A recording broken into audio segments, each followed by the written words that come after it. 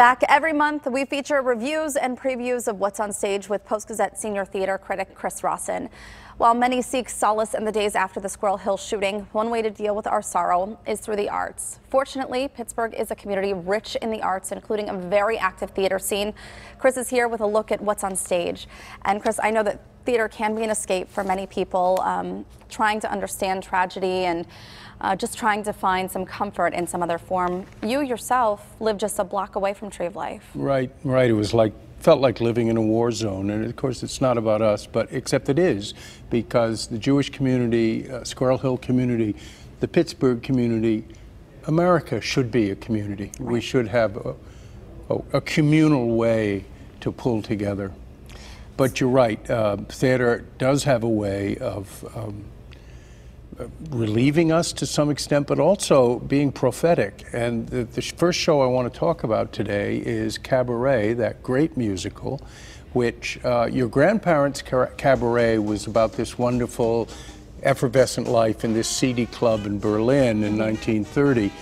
The more recent versions of Cabaret, there have been many different kinds of Cabaret, from the movie, which made changes, and then Broadway revivals, each one changed in some way. Well, this production at the new Pittsburgh Playhouse, there's an upbeat thought, and featuring the very talented Point Park theater students.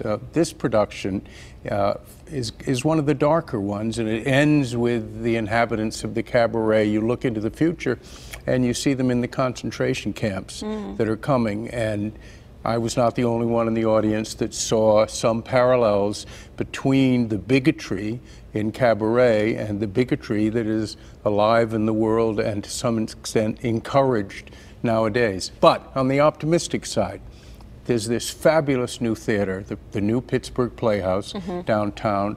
This production was in the smallest of the three theaters in the building, the Rao Theater, which seats about 100. They had made the whole theater into the Kit Kat Club with wonderful hangings all around, and these talented students. It's a little creepy seeing these young people playing these seedy, inhabitants of the demi-monde, but of course, back in the day, they would have been young also. Beautifully acted, directed by Ziva Barzell, who is a choreographer also, and used this whole space.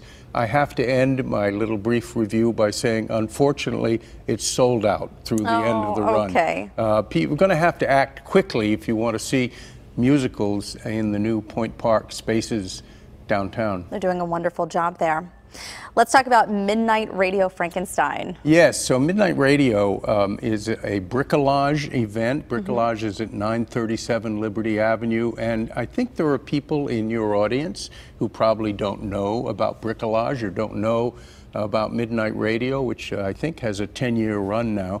They do these wonderful shows where we're watching a radio show being produced back in the 30s or the 40s or some point.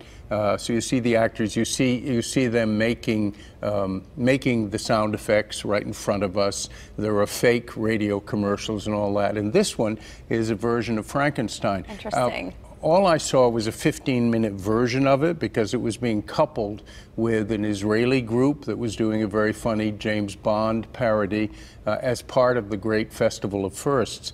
So I got a taste of the Frankenstein, which actually starts this weekend and runs through next weekend. And this is Mary Shelley's Frankenstein. It's not your Mel Brooks, Gene Wilder Frankenstein, parody Frankenstein. This is sort of the tragedy of Frankenstein and his monster. Well, I'm glad that you brought up Festival of First, because this comes right into your previews, and we're talking about say the name of the play? Androcles and the Lion. Right. So tell us about this. So, you know, the Festival of First, we had this, what was it? Lovely book. 50 different productions over a couple of months, hundreds of performances. There were only about 2 weeks left, and the one I picked to feature is Androcles and the Lion, which is done by a woman from Denmark in a very unusual way. And this is something for age 7 on up. And apparently you sit back and relax and you're told this fabulous story with projections and so on. The story about the Roman slave who befriends a lion and then finds himself in the Colosseum about to die. It's a wonderful story. And 7 and up, so all ages almost. Yeah. Let's also talk about Pipeline. This is being put on by City Theater. Right. So City Theater, the Public Theater, and PNC Broadway all have shows opening over the next several weeks.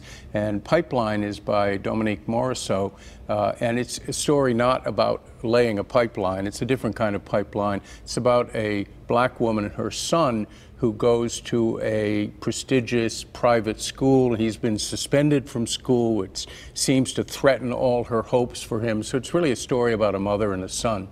A new play. Looking forward to it. Haven't seen it yet. How about Sweat at the Public Theater? And no, another black playwright, Lynn Nottage, who has won 2 Pulitzer Prizes, and Sweat won one of them. It's set in Reading, Pennsylvania, and it's about Trump voters, really. It's about the working class, which has had their livelihood taken away and feels threatened in many ways. It's a play that goes in and examines their community and sees the stresses they live in. And finally, we've got to mention Fiddler on the Roof. Fiddler on the Roof, which is also, come to think of it, about disastrous people happening among where a whole people are being sent away from their homeland. But of course, it's told with great joy and insight. It's a play we all know and love to see. Okay, well, thank you so much, Chris Rawson, senior theater critic for the Pittsburgh Post-Gazette and regular PTL contributor. Thank you as always. Thanks, Heather.